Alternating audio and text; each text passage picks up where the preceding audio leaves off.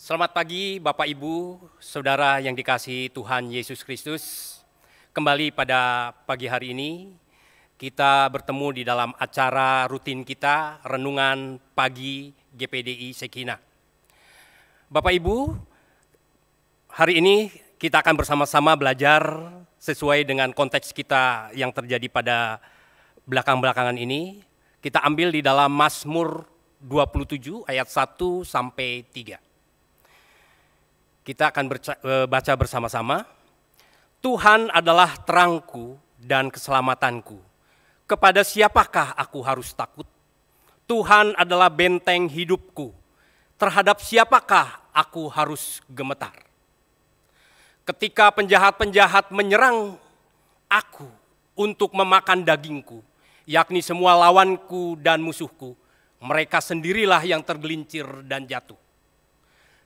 Sekalipun tentara berkemah mengepung aku, tidak takut hatiku. Sekalipun timbul peperangan melawan aku, dalam hal itu pun aku tetap percaya. Puji Tuhan. Bapak Ibu, kalau kita mulai lihat di sini, dari pembacaan kita, diawali dengan Tuhan adalah terangku dan keselamatanku. Tentunya ini adalah ungkapan kegembiraan untuk menggambarkan suasana yang tentram. Kalau kita perhatikan dalam bagian lain manapun dalam perjanjian lama, tidak pernah Tuhan disebut sebagai terangku.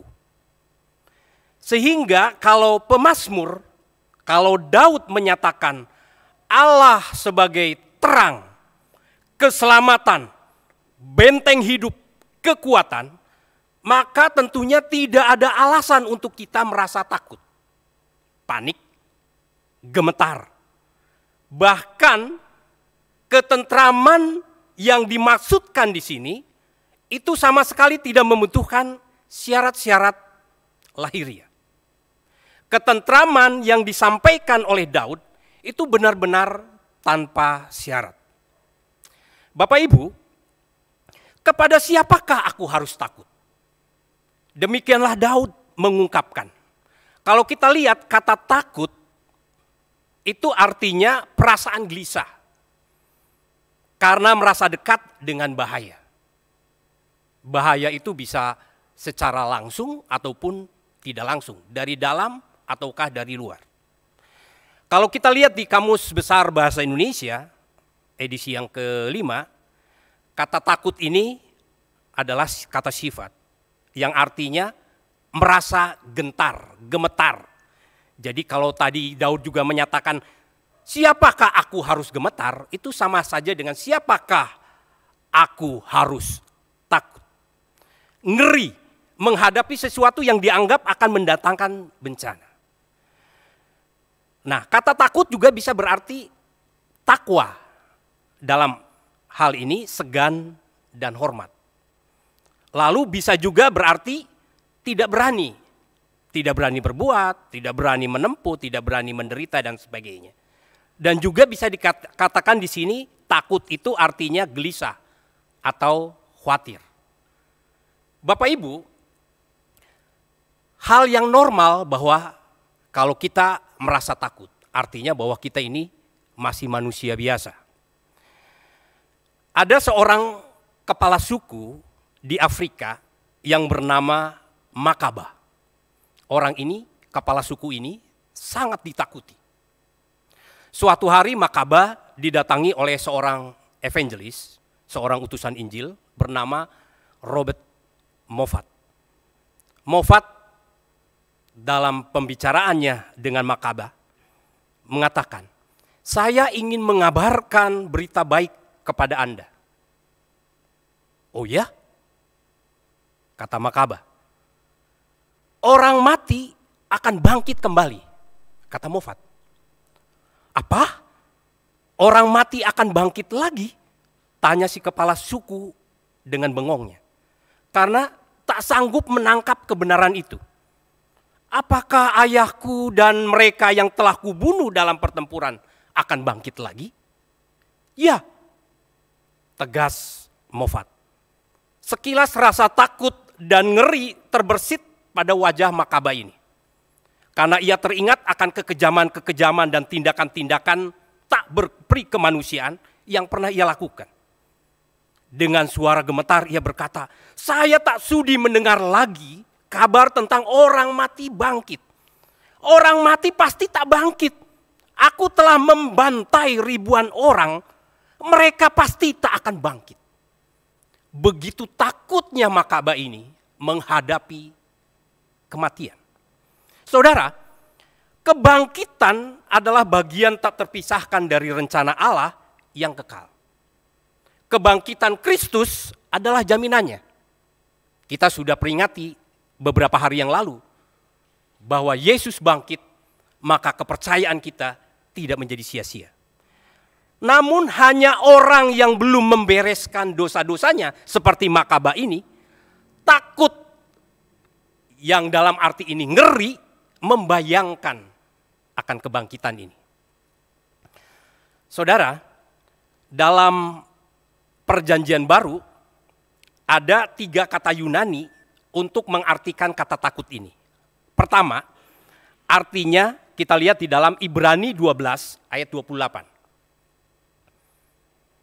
Ibrani 12 ayat 28. Jadi karena kita menerima kerajaan yang tidak tergoncangkan, marilah kita mengucap syukur dan beribadah kepada Allah menurut cara yang berkenan kepadanya dengan hormat dan takut.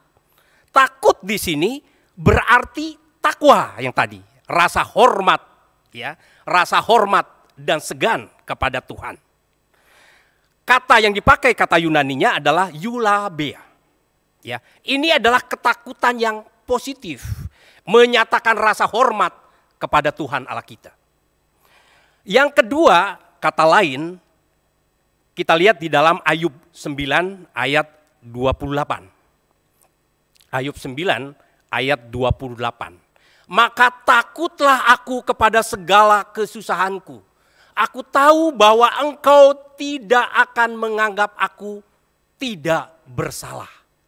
Kita lihat di sini, maka takutlah aku. Di sini dikatakan, dipakai kata takutnya ini adalah phobos. Ketakutan yang normal, yang mungkin setiap orang pasti mengalaminya. Sebagai contoh misalnya, kalau kita mengendarai mobil dengan kecepatan yang tinggi, pasti kita akan merasa takut. Kalau kita misalnya dalam keadaan hujan lebat, ada genteng yang bocor lalu kita naik di atas genteng, tentu kita juga akan merasa takut. Ini takut yang normal, yang pasti dialami oleh siapapun ketika menghadapi bahaya. Kalau kita berbicara dengan psikologisnya, ini bisa ditangani secara psikoanalisis. Berbeda dengan hal yang ketiga yang dikatakan di dalam Perjanjian Baru ini, kita lihat di dalam 1 Samuel 18 ayat 29. 1 Samuel 18 ayat 29, maka makin takutlah Saul kepada Daud. Saul tetap menjadi musuh Daud seumur hidupnya. Kita lihat ketika Daud mengalahkan para Goliat, dia merasa takut sekali. Bahkan mungkin dengan rasa cemas, rasa panik, muka mungkin memerah pada waktu itu, jantung berdebar, atau bahkan mungkin dengan mual-mual. Kata yang dipakai di sini di dalam bahasa Yunaninya adalah deilia.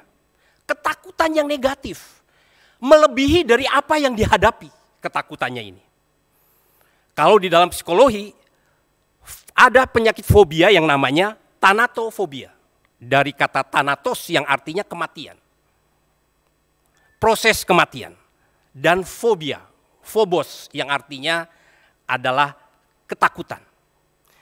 Jadi orang-orang yang semacam ini itu menghadapi bahaya yang ada, itu melebihi dari apa yang porsinya. Sebagai contoh saja dalam kondisi saat ini di mana corona melanda ke seluruh dunia, bahkan ke Indonesia. Ketika Indonesia mengumumkan bahwa ada corona, virus corona yang sudah mewabah di Indonesia, banyak itu ketakutan dialami oleh saudara-saudara kita. Semua memborong masker, semua memborong vitamin dan sebagainya. Ini mungkin bisa digolongkan sebagai ketakutan yang negatif yang dikatakan dengan kata deilia. Bapak Ibu, takut dan rasa takut itu adalah hal yang normal. Ya, tapi kalau takut itu sangat berlebihan, itu menjadi tidak normal. Bagaimana cara kita mengatasi ketakutan yang tidak normal ini, atau yang disebut tadi ketakutan yang deilia itu? Ada prinsip-prinsip firman Allah. Pertama mungkin kita lihat di dalam Kisah 4 ayat 29 dan 31. Kita baca bersama-sama. Dan sekarang ya Tuhan, lihatlah bagaimana mereka mengancam kami, dan berikanlah kepada hamba-hambamu keberanian untuk memberitakan firman-Mu. Ayat 31. Dan ketika mereka sedang berdoa, goyanglah tempat mereka berkumpul itu, dan mereka semua penuh dengan Roh Kudus, lalu mereka memberitakan firman Allah dengan bersama. Kita lihat di sini bahwa untuk mengatasi deilia, ketakutan yang negatif itu, mau tidak mau bahwa kita itu harus penuh dengan Roh Kudus. Kita lihat di sini Paulus dan Petrus begitu dibebaskan dari mahkamah agama karena tuduhan-tuduhan dari para imam-imam, para murid-muridnya juga merasa takut. Ya. Karena ancamannya begitu besar yang akan dialami. Akan dibunuh kalau dia dilihat oleh para imam ini masih menyembah kepada Tuhan Yesus Kristus. Sehingga para murid ini berkumpul dan berdoa bersama-sama. Lalu tadi di ayat 31, penuh dengan Roh Kudus. Begitu penuh dengan Roh Kudus, maka para murid ini dengan penuh keberanian menyatakan untuk memberitakan firman Tuhan. Yang kedua, saudara, kita lihat di dalam Matius 28 ayat yang ke-20. Matius 28 ayat ke-20 kita lihat, dan ajarlah mereka melakukan segala sesuatu yang telah kuperintahkan kepadamu. Dan ketahuilah, aku menyertai kamu senantiasa sampai kepada akhir zaman. Saudara, kita lihat di sini bahwa jangan khawatir. Ketakutan bisa boleh datang kepada kita. Tapi sadari bahwa ada penyertaan Tuhan dalam hidup kita. Terkadang kita mungkin merasa seorang diri. Kala teman meninggalkan kita. Kala kita mungkin akhir-akhir ini harus di PKHK. Kala kita diancam oleh musuh, kala kita corona datang kepada kita. Mari kita punya Yesus yang sanggup menyertai kita dimanapun kita berada. Yang ketiga, kita lihat di dalam Efesus 6 ayat 13 sampai 17. Sebab itu, ambillah seluruh perlengkapan senjata Allah, supaya kamu dapat mengadakan perlawanan pada hari yang jahat itu, dan tetap berdiri, sesudah kamu menyelesaikan segala sesuatu. Berikutnya, jadi berdirilah tegap, berikat pinggangkan kebenaran, berbaju jirahkan keadilan, kakimu berkasutkan kerelaan untuk memberitakan Injil, damai sejahtera. Dalam segala keadaan pergunakanlah perisai iman, sebab dengan perisai itu kamu akan dapat memadamkan semua panah api dari si jahat. Berikut, terakhir, dan terimalah ketopong keselamatan dan pedang roh, yaitu firman Tuhan. Jadi Bapak Ibu, ketakutan boleh datang, kita andalkan firman Allah di dalam hidup kita. Iblis terkadang ingin menyerang kita dengan PHK, dengan gaji yang mungkin saat ini, dengan terus inflasi dan seterusnya, nominalnya terus berkurang, dengan corona yang terus berdatangan, dan terus wabah ini masih terus berlanjut. Kita merasa takut. Adalah bodoh jika kita tenang saja ketika iblis menyertai kita. Ketika iblis memperdayai kita. Kita harus melengkapi dengan senjata Allah. Baik untuk defensif kita maupun ofensif dengan firman Allah ini. Kita maju bersama firman Allah. Yang keempat, Filipi 4 ayat 6. Filipi 4 ayat 6. Janganlah hendaklah kamu khawatir tentang apapun juga. Tetapi nyatakanlah dalam segala hal keinginanmu kepada Allah dalam doa dan permohonan dengan ucapan syukur. Bapak Ibu, Filipi 4 ayat ke-6 ini mengajak kita mari membangun mezbah doa. Karena kita tahu bahwa hanya dalam doa saja kita akan merasa tenang. Mungkin kalau kita harus menghadap presiden, gubernur dengan banyak kesulitan. Tetapi kalau kita menghadap Allah, tidak banyak kesulitan. Dipermudah hanya sejauh doa. Jangan kalau kita berdoa Bapak Ibu, ya, kita menginginkan supaya hidup enak. Ya. Tetapi berdoalah untuk menjadi umat Tuhan yang tabah. Jangan berdoa minta hal-hal yang sesuai dengan kekuatan kita. Berdoalah mohon kuasa yang menyanggupkan kita untuk menunaikan tugas itu. Berdoalah ketika corona datang agar kita sanggup untuk menghadapi wabah ini. Kalau demikian halnya, maka pekerjaan apapun yang kita hadapi itu bukan lagi mukjizat, tetapi kita ini akan menjadi mukjizatnya. Ayat terakhir, Wahyu 1 ayat 17b sampai 18. Wahyu 1 ayat 17b, ya kita lihat, jangan takut, aku adalah yang awal dan yang akhir. Ayat 18, dan yang hidup, aku telah mati namun lihatlah, aku hidup sampai selama-lamanya, aku memegang segala kunci maut dan kerajaan maut. Demikian Bapak Ibu, dan kiranya melalui renungan pagi ini kita boleh dikuatkan bersama. Mari kita tutup di dalam doa.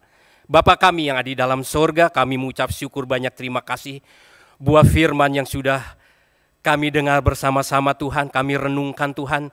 Biarlah kami boleh senantiasa hanya berharap kepadamu saja Tuhan. Karena kami tahu Tuhan, ketakutan yang kami alami di akhir-akhir ini Tuhan, wabah corona yang semakin hari semakin merajalela Tuhan. Kami yakin dan percaya Engkau tidak akan pernah membiarkan kami.